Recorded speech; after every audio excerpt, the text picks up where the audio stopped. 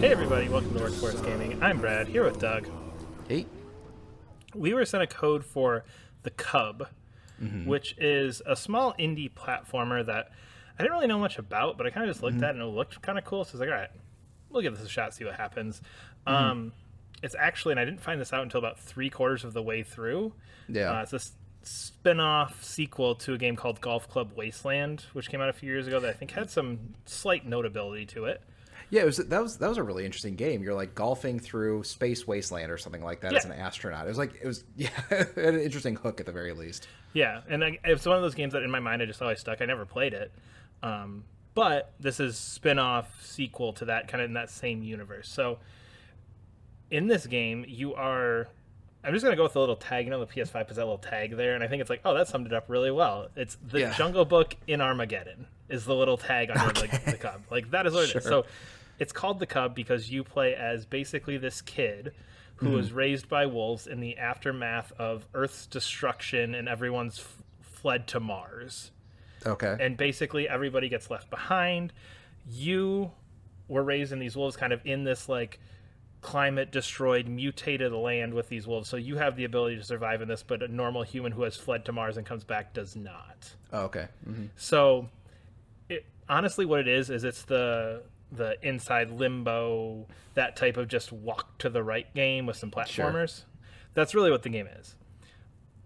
It is very much just that with some interesting kind of setting things. So the hook with this is kind of, or one of the hooks with this is right away you find a helmet from one of these Mars people who's died, and you pop the helmet on, and it's playing the radio station from Mars. Oh, cool. As you're on Earth. And again, you've never left Earth, so there's people there kind of intermittently kind of coming in and out of the planet.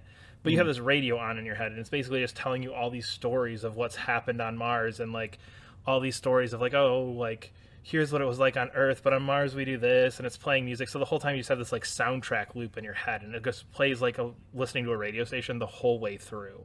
Oh, that's cool. It's just kind of one of those weird like tricks to kind of get you thinking about something different as you're playing this game, because it's just a lot of walking to the right and just some jumping and things like that. A few other sections that we'll get to in a second, but it's really cool. Like it's just it gives it this feel of a bigger world in this small fair. Like 2.5 hour indie game that doesn't really do a whole lot of world building outside of collectibles and things like that. So are you hearing? So you're hearing stories of things that are basically unrelated to what you're doing currly. Yes and no, related, because eventually it gets to the point where, and mild spoilers, where basically like the Martians who have came to Earth have spotted you. So the radio station is talking about these weird reports of these like animalistic humans that they're running into on Earth that they can't determine, like, are they truly humans? Are they mutants? Like, how are they staying there? Like, what's happening? So you're hearing a little bit about what you're doing. That happens probably towards the latter 3/4 of the game, once there's been enough time frame for that stuff to travel back and forth. And yeah, it's very interesting. It does some cool things too, where like when you go underwater, it's muffled. You'll go into like buildings and it'll like cut in and out. That's cool. Like the radio, because it's like a radio signal. Yeah. There's like one point where you lose your helmet and it's just it's like borderline silent, just in comparison. That just kind of feels cool. That's a lot of what I liked about the game. It's stuff that kind of felt cool. Yeah. So mechanically, it's pretty straightforward, but it's more like this sort of world building and this sort of like ongoing radio station that's actually more the hook than that's more the hook. Oh, yeah. That's interesting. Yeah. Just to kind of get into mechanics, it is very much okay. It's very janky. Yeah. It very much. If you've played a lot of indie games, I think one of the things that like a lot of them struggle with is really getting those mechanics fine tuned. Really and tight. Tight. Yes, yeah. You can really feel it here, where it's like I thought I had that spacing right, and I did not.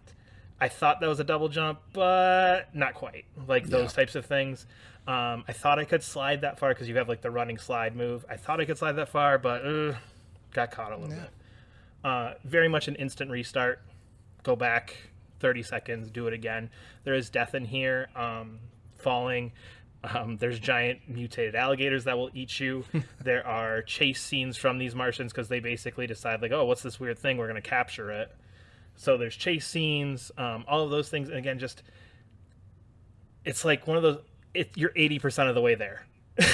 Sure. Yeah, yeah. Like, All those sound like pretty not standard fare, but like for this yeah, type of game, that's those types of things that you yes. do in those games. Yeah. I would say there's nothing revolutionary about that. There's nothing revolutionary in the gameplay. It's janky. It feels a little bit off. Never so much that I was like frustrated, like I'm done with this, but enough that there are a couple like, I did that right. It was more that type of stuff where it's I know I did that right, and then you go do it and you're like, that's exactly what I did last time, and there's no reason that should have happened. But yeah, it's very interesting. You walk through kind of just because the whole thing is that the climate has destroyed the planet. It's all mutated, so you're going through abandoned buildings. You're going up on top of these abandoned buildings. You're going into caves. You're running through just kind of forests that are half destroyed. It looks really cool. It's really interesting to see as you go through it. There's a lot of collectibles that kind of do I'm gonna call it the Horizon thing, where it kind of fills in the world that I think is interesting. Yeah. So you can collect newspapers, and it's like, it's very heavy on modern society commentary.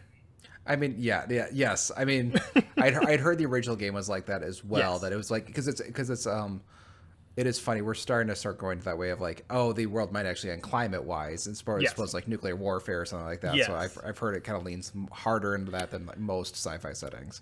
Very much. It's very much the corporate greed has destroyed this, and because we didn't stop this, the climate change, lots of that. So like you get filled in where it's just like, oh, like such and such corporation announces da da da da da, and it's like all this planet destroying stuff. Like, oh, climate will be destroyed. Underwater city of blank, completely underwater, everyone dead. Like those kind of newspaper clippings as you're going through.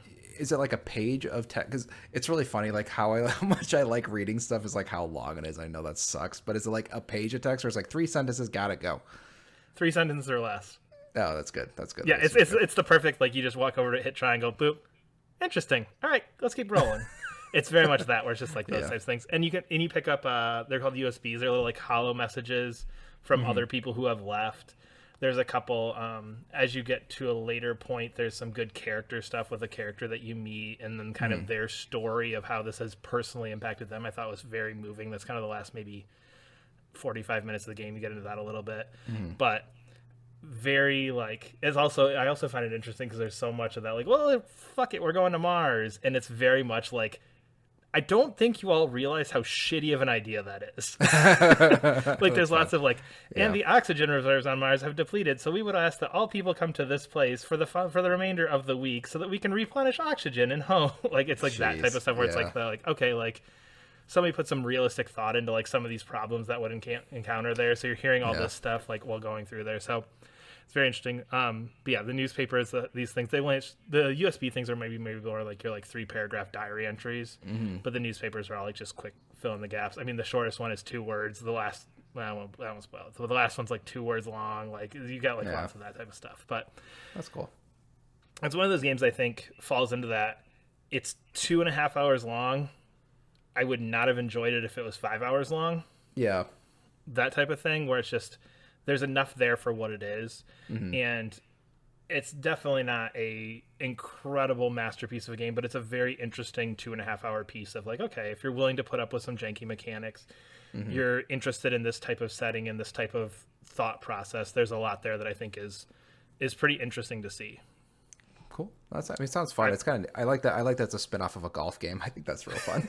Well, and I think this speaks to it. Is the first thing I did after I finished this game is I went and downloaded Golf Club Wasteland because it was like $2 on PSN. So I was like, no, all right, I liked it enough to spend $2 on the other one. I'll give that a shot after I'm done with whatever I'm playing now. But again, something to give a shot if you just want something quick and short. There's enough interesting to it, but not revolutionary. But we are Workforce Gaming. Subscribe to our channel, leave a comment below. You can support us on Ko-fi on the link below as well. We'll see you later. Bye.